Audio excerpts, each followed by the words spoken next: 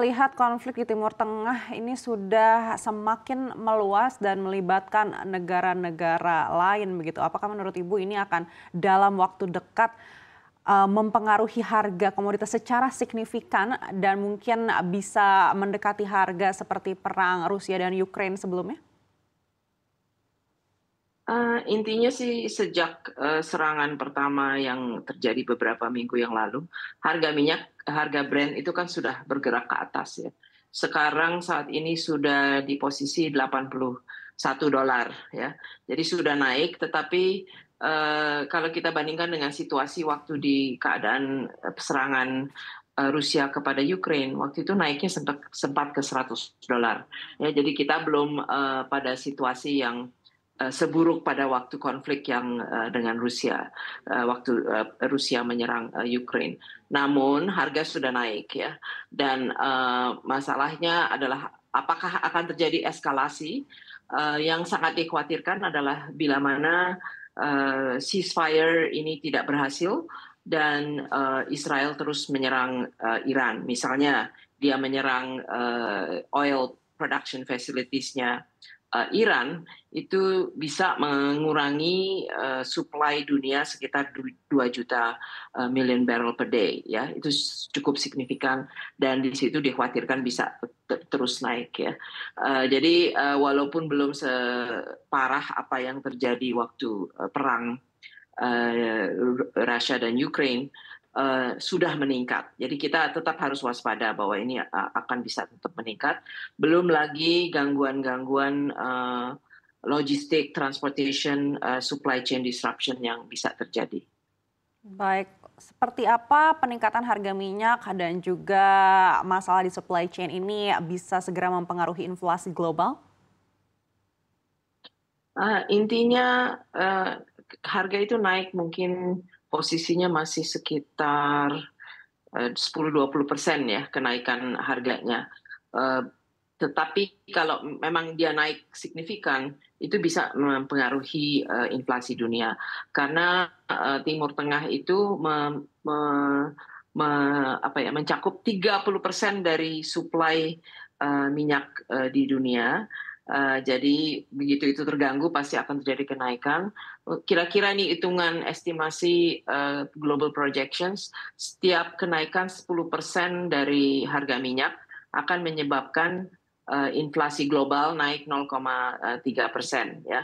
Tentunya akan bervariasi tergantung energy dependency dari negaranya. Namun kalau harga energi naik ya, apalagi kalau itu nanti berpengaruh ke komoditi lain, apakah harga pangan juga bisa terpengaruh dan seterusnya. Ini harus menjadi catatan dan pasti semua fiscal maupun monetary policy makers sedang memantau ini. Jadi misalnya kalau inflasinya naik, itu juga bisa berarti penurunan suku bunga Fed misalnya akan lebih lambat daripada yang sekarang kita prediksikan. Jadi itu jadi tidak hanya masalah inflasi, tetapi masalah juga suku bunga yang pada akhirnya akan mempunyai pengaruh kepada capital flows dan seterusnya. Baik, di sisi lain kita melihat kondisi ekonomi China tampaknya belum secara signifikan berubah ke arah yang lebih baik. Apakah menurut Ibu ini juga akhirnya akan semakin mempengaruhi harga komoditas? Ya, jadi di satu sisi kita melihat perang ini akan meningkatkan harga komoditi, tetapi permintaan dari Tiongkok yang memang besar untuk segala macam komoditi energi maupun pangan, karena dia ekonominya melemah, terutama sumbernya dari consumer demand yang melemah, memang ada offset dari segi apa yang menjadi permintaan dari Tiongkok ya. Namun yang lebih penting adalah pengaruh dari slowdown di Tiongkok terhadap dunia ya, terutama Asia, karena kita lebih banyak tergantung ekspor kita maupun pertumbuhan kita yang ada kaitan besarnya dengan pertumbuhan di Tiongkok. Kalau saya tidak salah ingat, exercise projection yang dilakukan untuk Indonesia untuk setiap 1% penurunan pertumbuhan perekonomian Tiongkok itu menyebabkan 0,3% turunnya pertumbuhan di Indonesia. Dan kalau untuk hitungan-hitungan Asia, itu kira-kira 1% penurunan pertumbuhan di Tiongkok akan menyebabkan antara 0,14 sampai 0,21% pertumbuhan di negara-negara Asia secara menyeluruh ya. Dan tentu itu juga berarti ada dampaknya kepada Indonesia juga. Ya, jadi intinya keadaan eksternal saat ini masih kurang baik untuk Indonesia dalam kita menghadapi pertumbuhan ekonomi kita di dalam negeri. Baik, lalu apa saja yang harus menjadi fokus pemerintah yang baru nantinya untuk bisa mengantisipasi kemungkinan adanya kenaikan inflasi global dan juga kenaikan dari harga komoditas minyak ini, Ibu Mari?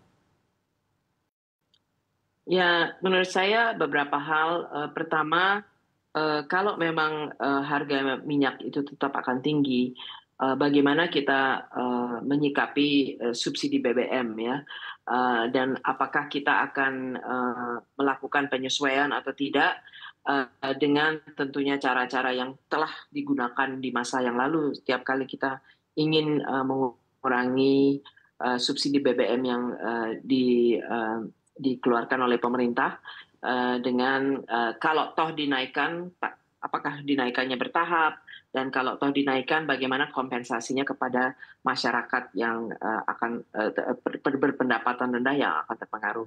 Itu salah satu policy issue besar yang mungkin akan dihadapi oleh pemerintah yang baru. Tapi lebih tentunya kita dalam arti situasi inflasi saat ini masih dalam keadaan justru deflasi kan. Jadi apa yang akan terjadi tidak akan menyebabkan inflasi kita untuk meningkat atau melonjak lebih tinggi ya, tapi tetap kebijakan moneter maupun fiskal untuk menjaga inflasi akan penting. Kedua adalah dengan keadaan eksternal yang tidak baik-baik saja, apakah itu konflik di Middle East, apakah itu melemahnya perekonomian Tiongkok, apakah itu geopolitik yang mengganggu perdagangan, dan seterusnya, kita perlu meningkatkan sumber pertumbuhan dari dalam negeri. Ya, di sini tentunya consumption, ya, jadi konsumsi dalam negeri. Ini masih ada perdebatan apakah terjadi pelemahan dari konsumsi di dalam negeri, terutama untuk kelas menengah. Apa langkah-langkah yang perlu dilakukan untuk stimulasi konsumsi di dalam negeri? Kedua, investasi. Ya, bagaimana menurut saya sih paling prioritas adalah bagaimana meningkatkan investasi, karena walaupun kelihatannya kinerjanya relatif baik, relatif stabil, tetapi kita jauh di bawah negara lain dalam menarik investasi. Misalnya dibandingkan dengan Vietnam dan negara ASEAN yang lain, kita perlu meningkatkan upaya untuk meningkatkan investasi ke dalam negeri, dan itu akan dengan sendirinya memutarkan roda ekonomi, meningkatkan pertumbuhan, menciptakan lapangan pekerjaan, dan itu pun akan menjawab masalah daya beli lemah yang kita alami sejak COVID, pasca COVID, dan kelihatannya masih berpengaruh sampai dengan saat ini. Dan terakhir tentunya dari pemerintahnya sendiri, stimulus fiskal yang bisa dikeluarkan dari belanja pemerintah. Bagaimana ini dilakukan untuk bisa memberi stimulus yang tepat di perekonomian.